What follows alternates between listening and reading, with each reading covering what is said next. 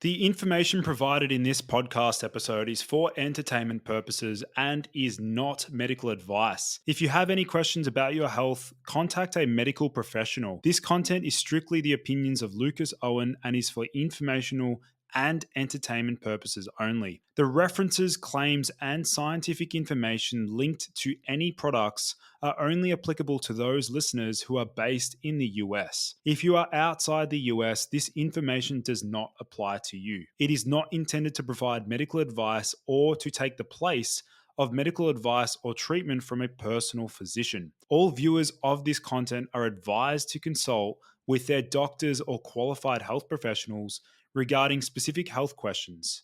Thank you for listening to the Boost Your Biology podcast. My name is Lucas Owen. I uncover the most cutting edge health information on the planet, ranging from hormones, nutrition, supplementation, fat loss, biohacking, longevity, wellness, and a whole lot more. Welcome to the Boost Your Biology podcast. What's up, everyone, and welcome back to the Boost Your Biology podcast. Today, I have a very special guest joining me in the studio. We have the founder and chief scientist at MyVitalC, where he manufactured a Nobel Prize winning molecule responsible for the single longest longevity experimental result in history. And so today we have Chris Burres on the podcast. Chris, welcome to the show. Lucas, thank you so much for having me. I'm excited about, sharing stuff, batting ideas around, which we were already doing. Let's get this started. Awesome, Chris. So maybe do you want to let my listeners know a little bit about your journey into health, and maybe share with my listeners like how you became so fascinated with the whole concept of longevity. Yeah. So if you go back, really, I always knew that I was going to be an entrepreneur. I really kind of a long story. It is actually in my book, Live Longer and Better. It's kind of a fun story, but I knew I was going to be an entrepreneur. And I ended up being an entrepreneur sooner than I thought I was going to be, which is I was going to finish school. I was going to get a job that paid a good salary. And then I was going to invest in some sort of company. And then I was going to grow that company or, buy multiple, whatever that looked like. I just knew that was my path. And when I was still in school, my now business partner was working for the Texas Center for Superconductivity. So that's an organization which, of course, does superconductivity research, and it's housed on the University of Houston campus. That's where I went to school. He was working separating material that they had just recently discovered here in Houston at Rice University, and he was separating it because it had conductivity properties, and we'll talk about that material now because it's very relevant.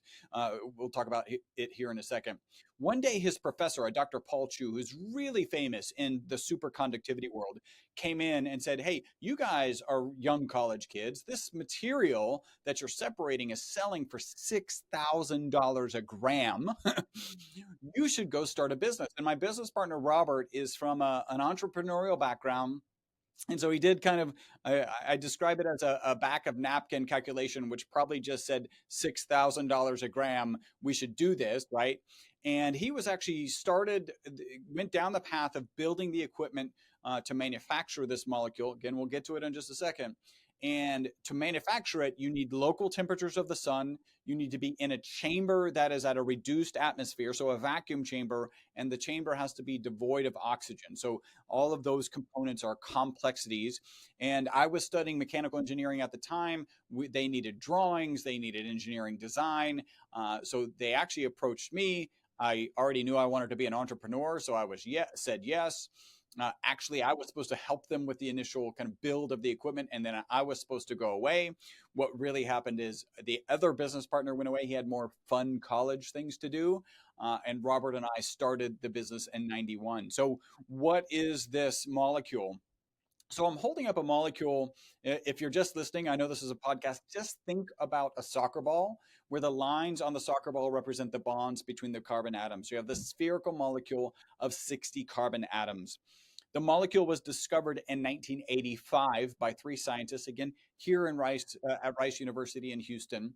The three scientists went on to win the Nobel Prize for that discovery in 1996. So a short 11 years from discovery to being awarded the Nobel Prize.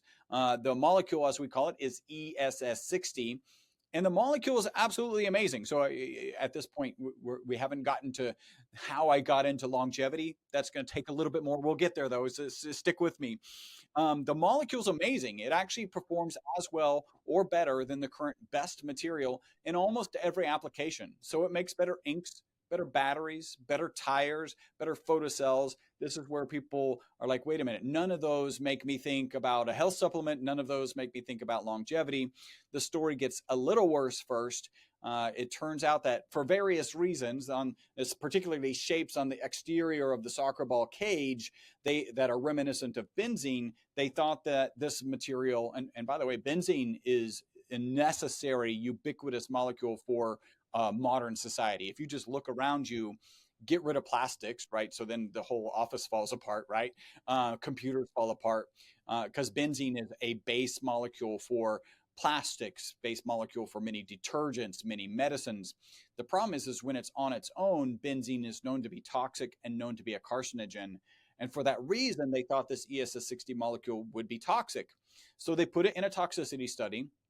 And instead of being toxic, the test subjects that they gave it to, in this case, it was Wistar rats, lived 90% longer than the control group, right? So you think about $6,000 a gram, that's a knock your socks off number, a 90% extension of life in mammal.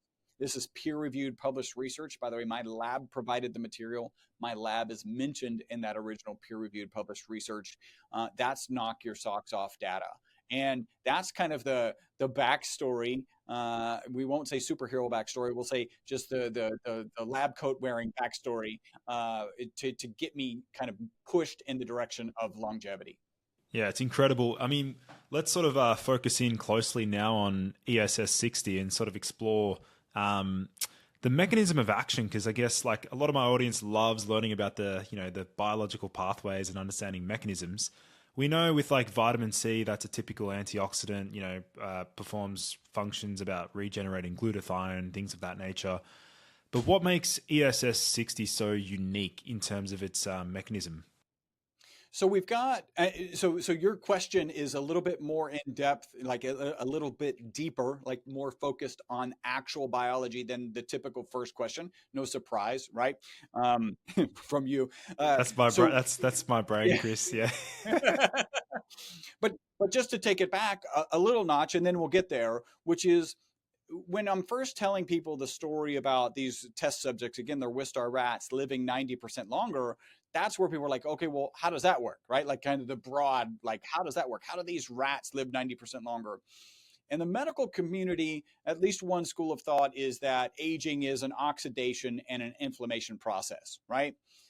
We absolutely check off the box of oxidation. We're an antioxidant. There's an ad hoc study out on the web that shows the ESS60 molecule to be 172 times more powerful than the vitamin C that you just mentioned. There's peer-reviewed published research that shows it to be 125 times more powerful than vitamin C. So we absolutely check the antioxidant box, and I'll end up coming back to antioxidant because there's some unique mechanisms that we think are actually happening inside the mitochondria. We call that the BOSS theory, buffering oxidative stress system, but we'll come to that in a second. The next, right, when we want to talk about inflammation, right, and inflammation is so damaging as it relates to aging that they actually will call it inflammaging, right? Like they've just combined the two words, like this is what's causing aging. What the FDA will allow us to say is that our product addresses inflammation, specifically inflammation induced by exercise, right? So we've all had a tough workout. You and I playing soccer, felt the next day, and maybe somebody's just walked longer than normal, right? And woken up the next day and you just feel that inflammation in your body. The FDA allows us to say that we address that, absolutely. What the FDA doesn't allow us to say is that we address any other types of inflammation, because the FDA has equated general inflammation, systemic inflammation, chronic inflammation with really the diseases of inflammation and the diseases of aging. So those are arthritis, Alzheimer's, cardiovascular disease, certain cancers. Like those are the diseases of aging, and we just need more research to be able to prove that. I am going to kind of caveat that one of the phenomenal results of the original study, and my director of research, who's a former practicing physician, at one point said that that initial paper that came out of the University of Paris that showed the test subjects lived 90% longer, could have been 5 separate papers because of all the unique aspects of the paper. One of those other aspects, right? So first, 90% extension of life. Second is related to tumor growth. So a typical Wistar rat will live out to 32 months and will have a known amount of tumor mass. So the longer they live, the more tumor mass they have in their body. Even though the MyVital-C rats lived out to 62 months, again, 90% longer, none of them had any tumors, right? And so I'll tell that to some people and they're like, oh, cure for cancer. And my answer to that is no, no, that is not what it's saying. What it is suggesting is that it's a tumor or cancer preventative, right? And we know things as simple as good sleep, good exercise, proper nutrition can be cancer preventatives. And we certainly need more research to really kind of throw our hat into that ring. But it's pretty remarkable when you start thinking about those are the diseases that we would really call the diseases of inflammaging, and that it was actually addressed in that original study. So those are kind of the first key components. I can get into the boss theory. Maybe you've got some questions to throw in. Yeah. Just as you're mentioning that, I'm curious to know, like, with that buffering oxidative stress theory, do you want to sort of expand upon, what that actually means for my listeners? Yeah. So that's why we call this ESS60 molecule the buffering oxidative stress system. So we know from peer-reviewed published research that the ESS60 molecule can get into mitochondria, right? I'm going to say this, and most of your audience is going to roll your eyes, Chris. We know what mitochondria is, but we'll just touch on it briefly. The powerhouse of every cell, right? There's between 50 and 5,000 mitochondria in every cell in your body, except for blood cells, and except for neurons and nerve cells, which have about 2 million mitochondria in them, which is knock your socks off quantities. So they're the powerhouse of every cell, just like any other sort of power generation mechanism, whether it's your car going down the street, there's a negative byproduct, the exhaust, or a power plant. You've got the smokestack, the smoke coming out the smokestack.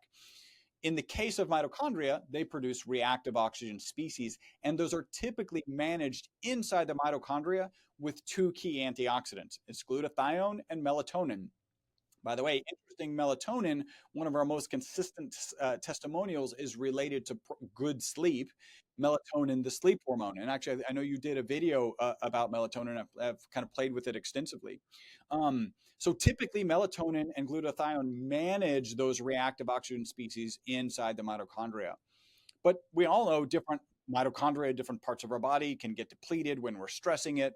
And what happens then? That's when those reactive oxygen species get out and go do damage. I like picture them like little bumper cars just running into things. In fact, I've got a good analogy.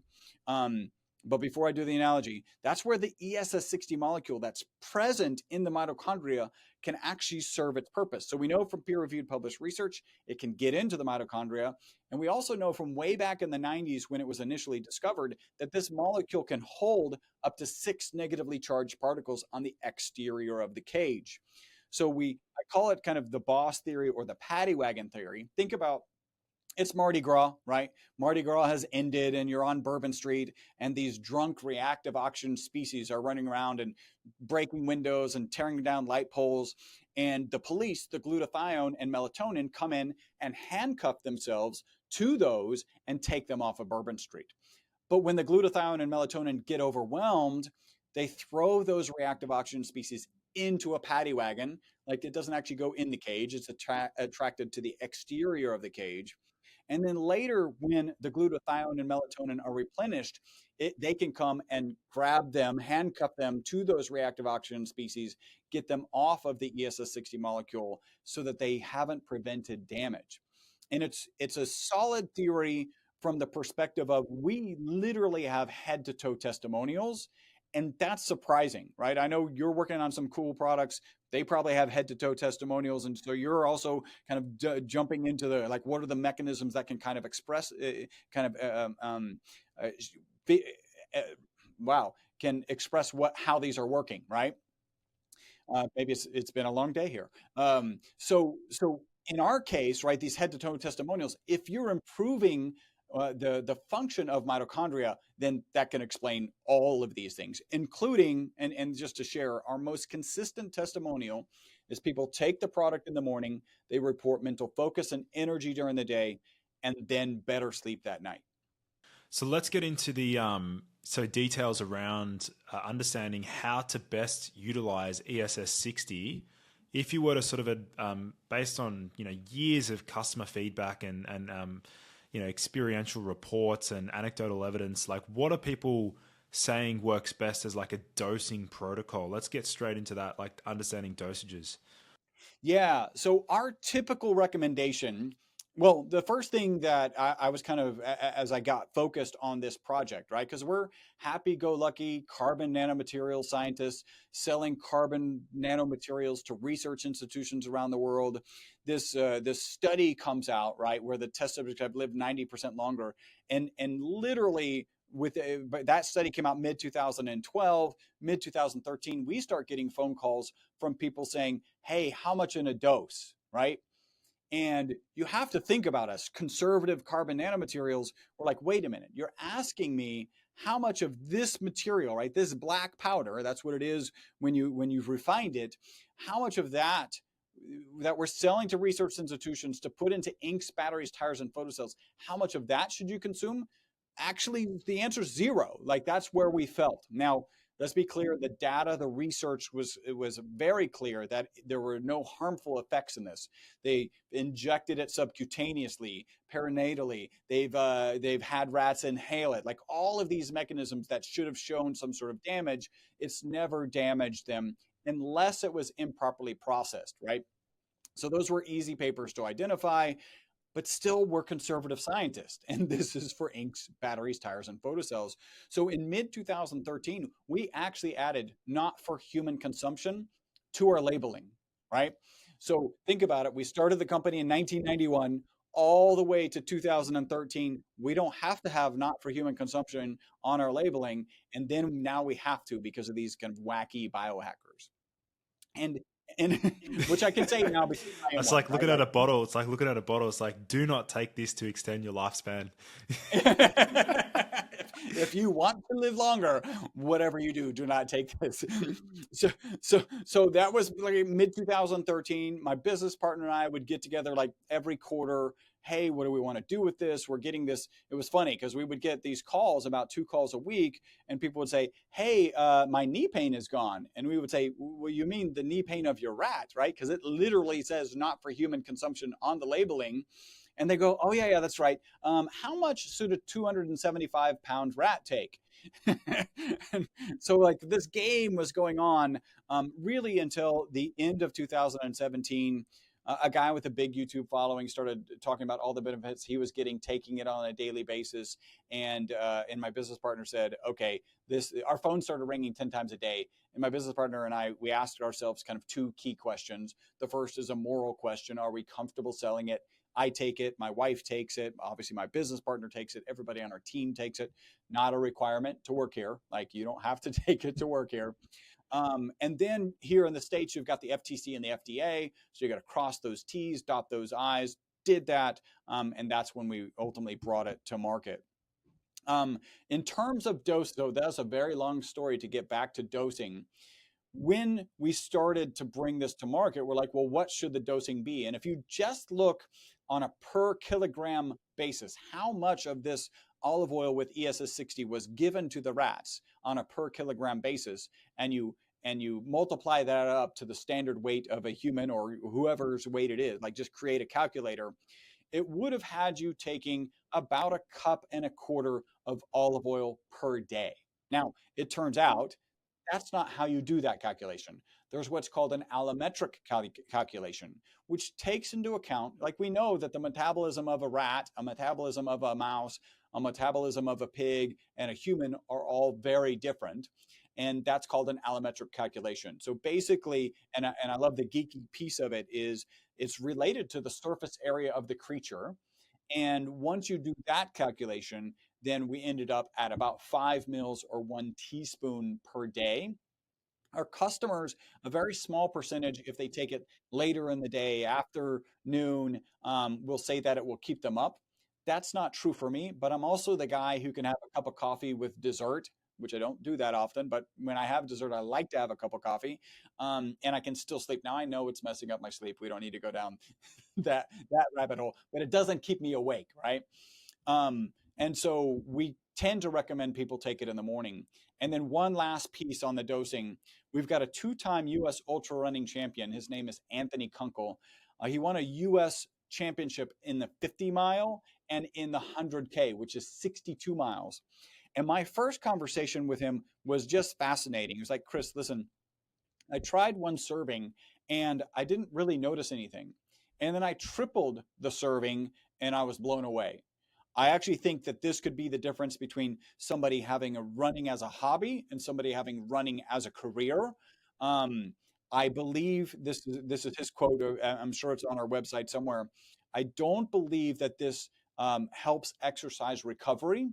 I believe it prevents damage in the first place. And the reason he says this is because on the last 5 miles of a 50-mile run, a phrase you don't hear very often, where strength and stability were previously a problem, they're not. Like he was actually at the Dave Asprey biohacking conference with us. I kind of paid him to come work the booth with us.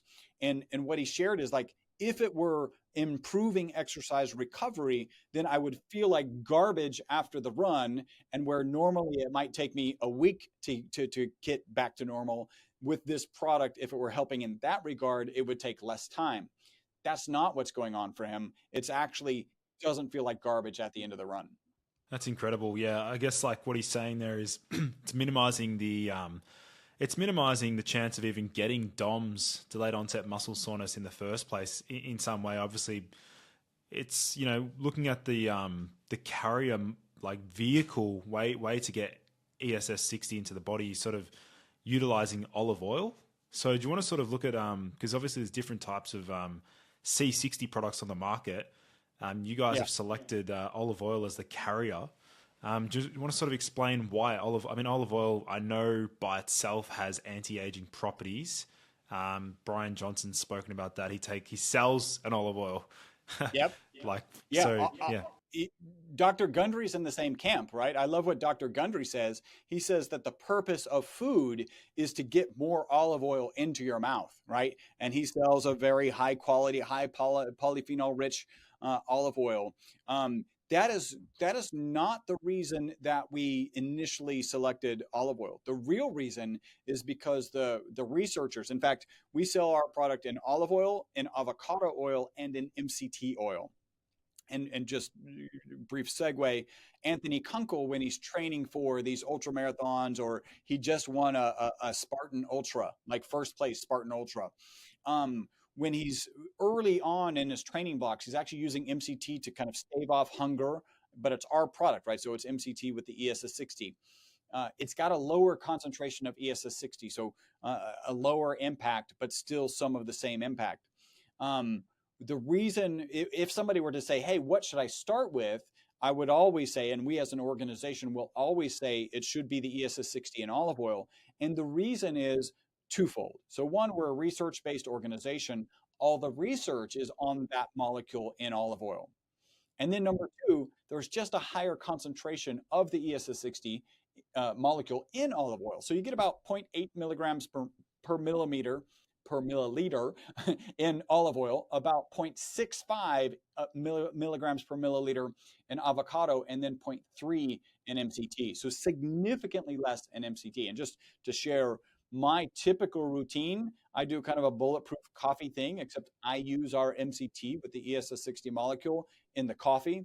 While that's and I skip the ghee, I just don't want those calories. While that's blending, I'll take a teaspoon and a half of our olive oil product. and that's my morning routine. Typically, I'm having a salad for lunch. I'll throw our avocado product on that. But again, the thing that we would recommend if you're interested in trying it is the olive oil, because that's where the research is. Yeah, awesome. In regards to the research, Chris, I mean, I guess a lot of my audience will be wanting to learn more about how they can sort of maybe try and interpret the literature themselves, or like sort of what can they do from like a Google Scholar perspective or like a PubMed perspective if they want to actually like search this molecule. What should they be? What are some keywords they should be looking for? Yeah, the key word that I would be looking for is C60, right? It's 60 carbon atoms in the shape of a soccer ball. The original paper, again, that my lab provided the material, my lab was mentioned in, uh, was the prolongation of life. That's the first piece of it. So if you just did like C60 prolongation of life, you would find that article. It's by the lead, the first mentioned researcher is Bhatti, Dr. Bhatti. The lead researcher in that original paper is Dr. Fathi Musa. What's really exciting is it's probably a month and a half ago now, we just published a paper with Dr. Fathi Musa. So if you look at, and some of your audience will be familiar with C60, the way we kind of separate C60 from ESS60 is to say that C60 is for industrial applications, and there's peer-reviewed published research that proves when it's improperly processed, it's harmful. ESS60 is C60 that's been processed for safer human consumption. If you look even to include the C60 market, which I try not to do because I've tested a lot of the products, like 22 different products out there, there's 3 that I'm comfortable mentioning that don't even have even any C60. Well, one does have C60, but you shouldn't take it because And from a consumer's point of view, Chris, like they have like it's not like is there a taste distinction or a discoloration like? Oh, yes. Yeah. So I'll go over these 3 that I would stay away from, right? And this is really kind of why we spun up ESS60. So if we're going to have conversations with an audience like yours, maybe some of the people who haven't heard of it before and don't like, how do you source high quality stuff? Like you're coming out with products. That's not easy, right? Like this is the challenging process for us as the people putting together products. And then you turn around and like the consumers, how are they going to do it? Well, one of the things that I do is like follow people that you know, like, and trust, and then you've got like that's at least your first barrier. So the 3 products that I would definitely stay away from in the C60 space, well, all of them, just take ours. But anyway, one, there's a company that's selling a water soluble version. There's interesting data on different systems, improvements in different systems and different animal models, but there is no toxicity data. There is no toxicity studies. This is not something that I would ever put on or in my body. The next is there's a supercharged C60. I don't even know what supercharged C60 is, except I actually read his literature, so I know what's in his product, and it's nano onions. So you can imagine you've got this ESS60 molecule with 60 carbon atoms. If you were just wrap it with another ball and another ball and another ball, so like you have these layers of an onion, and then you were to chop it in half, that's not C60. Right? I guess that is what supercharged C60 is. This is actually, I want to sort of elaborate on that. Something that I think is really important is even the slightest change to a chemical structure or a molecule can dramatically affect the biological consequence. Like, for example, even adding just like a methyl group to caffeine, like changes that entire subjective experience and the effects on the body. So this is just like sort of like a drive home message for those listening in. When you're looking at different vitamins and supplements and molecules, yeah, it actually really does matter the form in which it's in, because even the tiniest chemical structural change can dramatically affect the pharmacokinetics and the pharmacodynamics.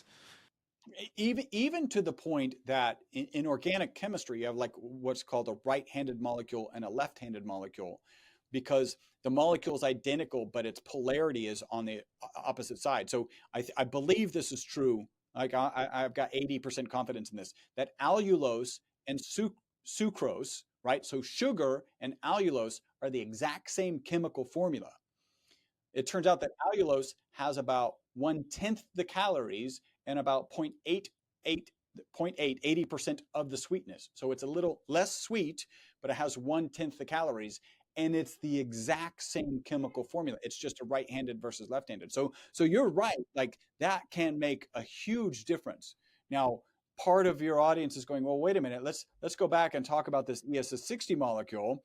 First off, maybe this is the first time they're wondering, is it a naturally occurring molecule? And the answer is yes. We've all had some extremely minute exposure. It turns out that if you collect the soot from a candle flame, and you usually do that by putting a cold steel plate over a candle, you'll get that black accumulation on the cold steel plate.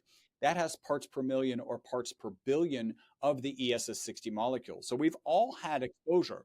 Now, to put it in the context of, okay, well, if it's man-made versus natural, what does that look like? Well, it turns out that this ESS60 molecule it's actually has six-fold symmetry. So there's 6 planes through which it is actually symmetrical, which makes it pretty amazing. You can actually fire this molecule at a plate of steel at 15,000 miles an hour, where most molecules will just shred apart. This one just bounces right back. But what that does mean is there's only one way to put together 60 carbon atoms. They go together only one way, right?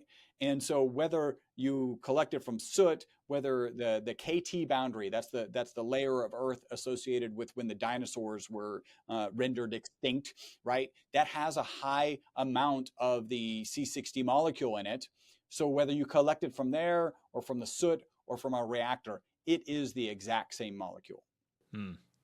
In terms of, I guess we can sort of expand upon the half-life, because that's oftentimes discussed around this molecule. Maybe sort of compare that, Chris, with other antioxidants typically.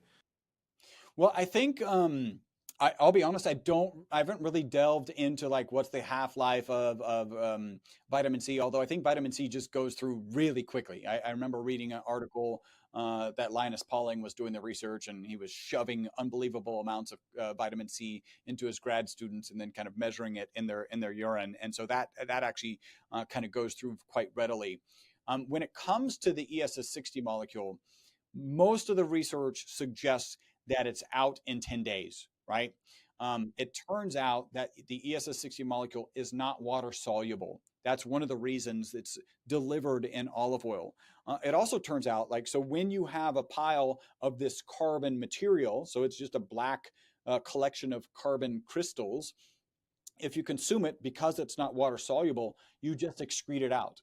It's not very bioavailable. You could take lots of this, just consume it and excrete it. It's safe, but it's just not bioavailable.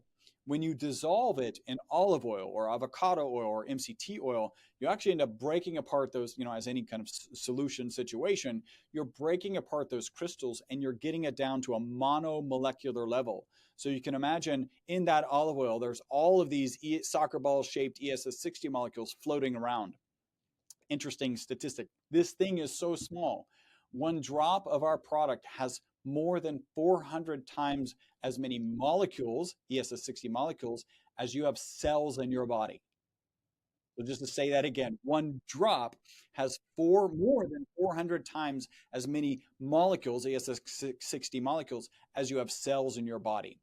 And so our typical serving is 5 mils, 1 teaspoon. So when it's down to that monomolecular layer, right, then the surface area is just, exponentially larger, and then it actually becomes bioavailable. So typically the data suggests that it's excreted out in 10 days. And we actually have kind of anecdotal information that supports that. So like my business coach always describes his experience on MyVitalC as, for 50 years, I needed an alarm clock to wake up. And when I started taking MyVitalC, I wake up before the alarm clock all the time. It also turns out he doesn't get a regular supply. So 10 days after he runs out, he needs the alarm clock again. And that's how he describes that regularly. So he should put a sign on his bedroom door saying, "I wound back the clock." like physically and also literally. Yeah. What's interesting is, I mentioned he's a business coach, so he's out doing networking and has late nights, and we're good friends, and so I know he enjoys drinking a glass of wine or two, but it just doesn't matter. And that's actually one of the kind of positive impacts that was reported one of our teammates was like, I went to another teammate's wedding and I had a bunch to drink and I really should have felt a lot worse the next day. And so that we started kind of asking questions and accumulating, and that seems to be one of those consistent things. But again, well, let's go back to this. Talk about liver protection. So this is one of the other aspects of the original study that my director of research shared. Said could be 5. They injected the rats with carbon tetrachloride. So that's a known oxidative stress agent and is typically stresses the liver. It was only the ESS60 rats that recovered. So in terms of, again, being that antioxidant that we've already talked about, 100 and at least, peer-reviewed published research, 125 times more powerful than vitamin C, and then to be liver protective, well, you might think that something that protects your liver also might have some protective effects, when you're consuming alcohol. By the way, we can't make that claim, and the FDA is very clear that a hangover is an FDA issue, which is kind of counterintuitive. Your first thought is like, I had a bunch of drinks, but as soon as I say these 2 words, you'll be like, oh yeah, that's an FDA issue, and that is alcohol poisoning. That's what a hangover is, and so now it's an FDA issue. That's crazy. Sort of going back, Chris, to the tumor development in some of the in the mice or mice studies. Is it normal for, like, basically from what I understand is that as humans age, like, it's inevitable that we also start to develop, like, if you just keep living, like, eventually we start to develop, like, tumors and things like that. So is that when they're looking at C60, and I've just done a quick search myself, they're looking at there's a study that was published in 2023, and the title of the study was called Silent Death by Sound, C60 Fullerene Sonodynamic Treatment of Cancer Cells. And it's a study looking at how potentially... So they're actually doing studies right now on C60. So they're literally conducting, and these are new studies. We're not talking about 20, 30 years old, right? Yeah, no, there is a lot going on. There are a lot of dynamics with this molecule, even back in the original day. This is kind of fascinating. So there's a new symbol in chemistry because of this molecule, right? So we're all familiar with the @ symbol from our email address. And so you take something like lanthanum at C60, what it means is it's lanthanum, and by the way, the cage is big enough for any atom on the periodic chart to fit inside of it. If you take lanthanum at C60, what you're saying is that a lanthanum atom is physically trapped inside of it. So not covalently or ionically bonded with the exterior, but physically trapped inside of it. And so they have this theory early on. There are things called endofullerenes, right? So this whole collection of molecules. By the way, C60 is the most abundant. C70 is the next most abundant. That looks more like a rugby shape, sort of like a protracted ball. And then you have C76, C84 on up. But when you put C60, when you put lanthanum in C60, it fits inside of it. It's not bonded to the exterior of it. And now you can actually do chemistry on the outside. So it turns out that the biochemistry that we're used to doing with benzene, right? We already mentioned a ubiquitous material involved in plastics, detergents, a lot of medicines, including aspirin, like a super common one. All of that wet chemistry works on this ESS60 molecule. So the thought processes was, what if we get a radioactive atom on the interior of this cage, get a collection, right? Add onto an adjunct onto this C60 molecule that will attach to a particular type of cancer cell. And now you're delivering a radioactive payload to that particular cancer cell. I mean, that is certainly possible. Extremely already the molecule is very expensive, and then to get things trapped inside of it is even more expensive, and get those isolated, and then to actually add an adjunct onto it. But yeah, we actually sell to 4 different late stage cancer treatments. These are like aggressive late stage cancer organizations, and they order from us regularly. And there are, in fact, patents related to C60 and its positive impact on cancer in pets. Out of curiosity, Chris, in terms of like future direction of research, like which sort of area are you hoping to see it be studied in a certain context? Like, what are you interested to see the direction it heads in? Yeah, well, like I mentioned, we just published a paper recently with Dr. Fathi Musa. We're going to continue to do that. These are really the kinds of things that, I won't say legitimate, honorable maybe supplement company in this space should be doing, and we're going to continue to do that research. A goal that's on our kind of board, on our goal board, is to recreate that original study, right? So the way the scientific process is supposed to work is, first there's a theory, right? Ironically, the theory in this case was that it was toxic, and then there's a result. Okay, not toxic. The test subjects lived 90% longer. And then some other organization is supposed to recreate those original results.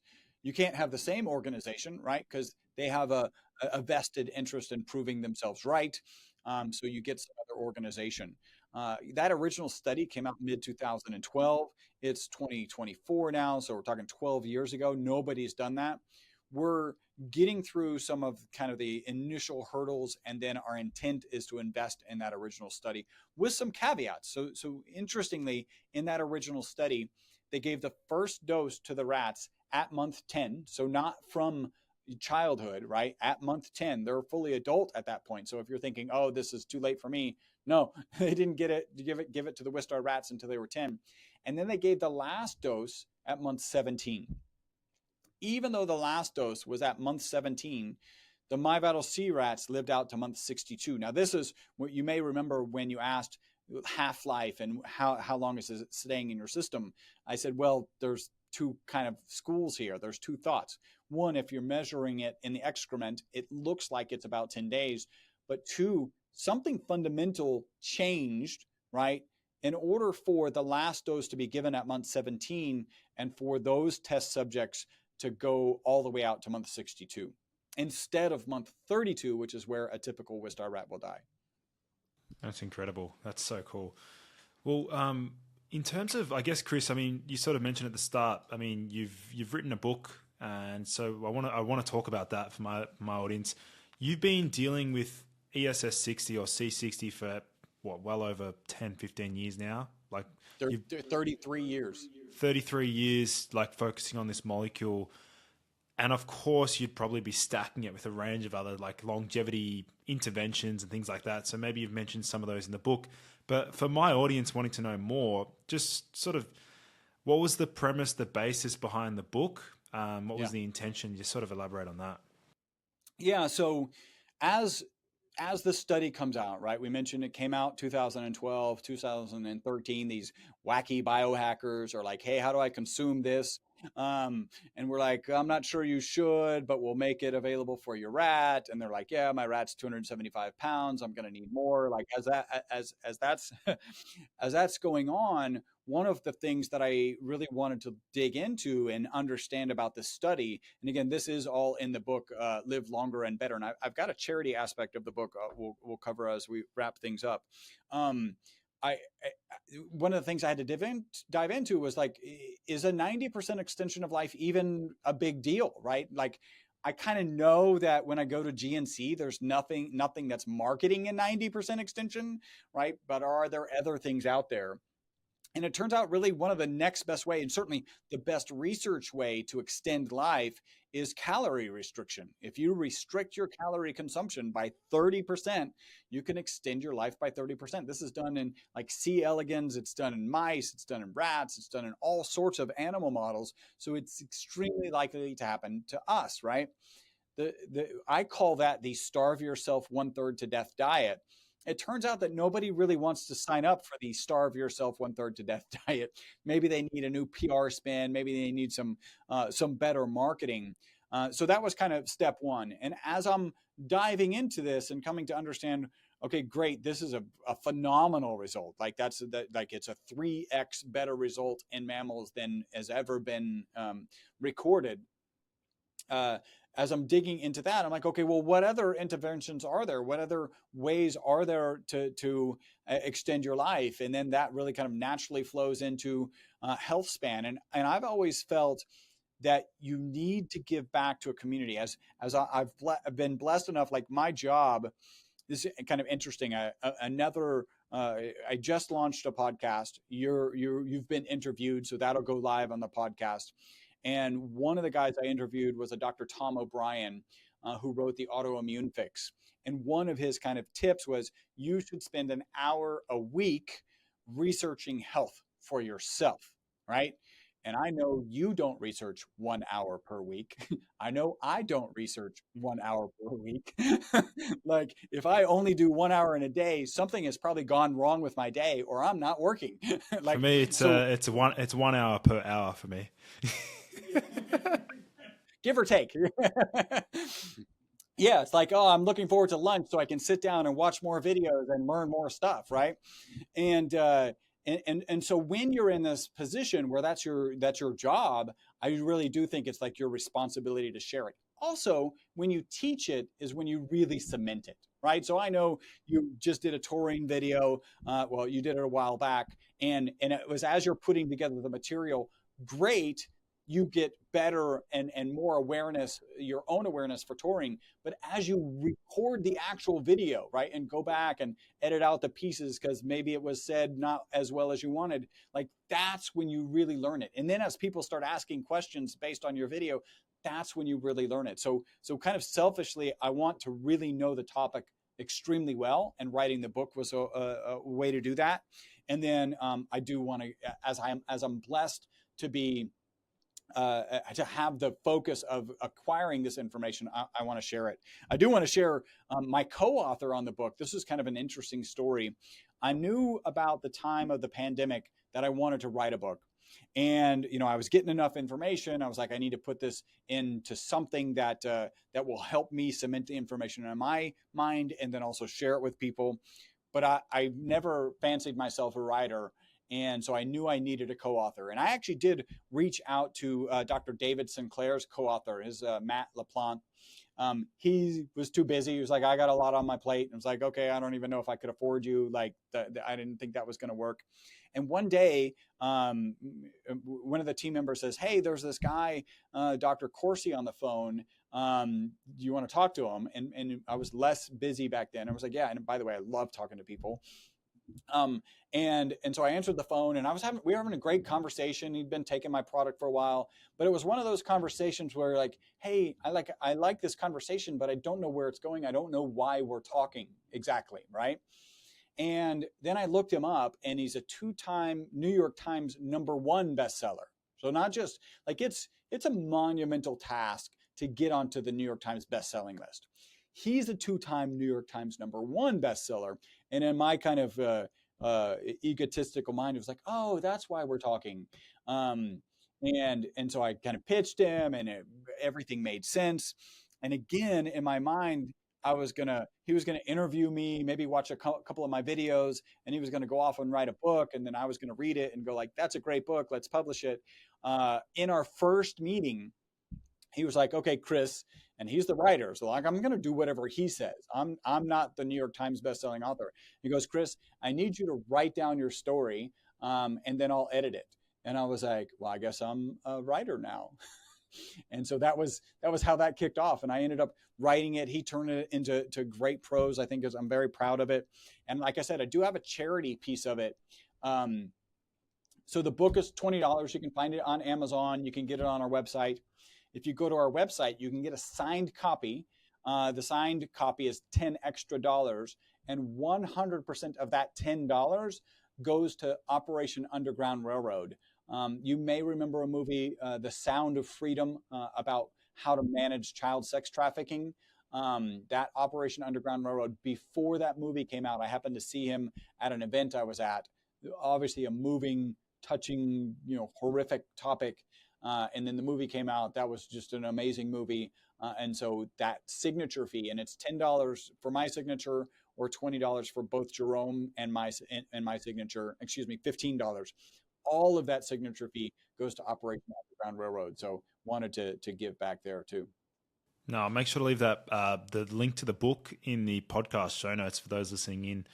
And also for the My Vital C. I mean, I've had you on the podcast a long time ago, but obviously my listenership and people tuning into my content has grown significantly. So I'll make sure to leave it linked in the podcast show notes. But otherwise, Chris, I mean, I'd have to get you back on for a third podcast, because we haven't even explored some of the other sort of anti-aging / longevity interventions that you personally apply. Because since I spoke to you last, you definitely don't look like you've aged at all.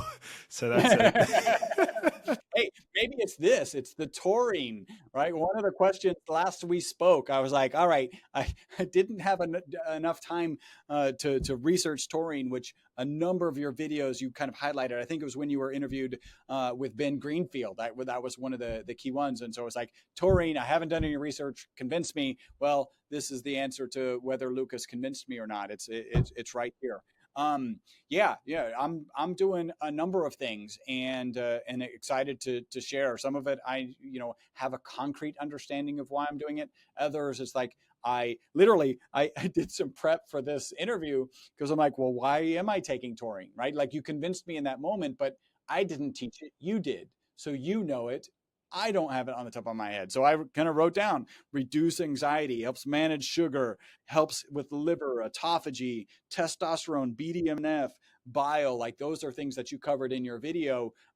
So I do have other things that I'm taking that I might be able to give you a broad base of why I'm taking it. But yeah, usually there was some sound, good advice that kind of led me down that path. But yeah, I'd love to go over that.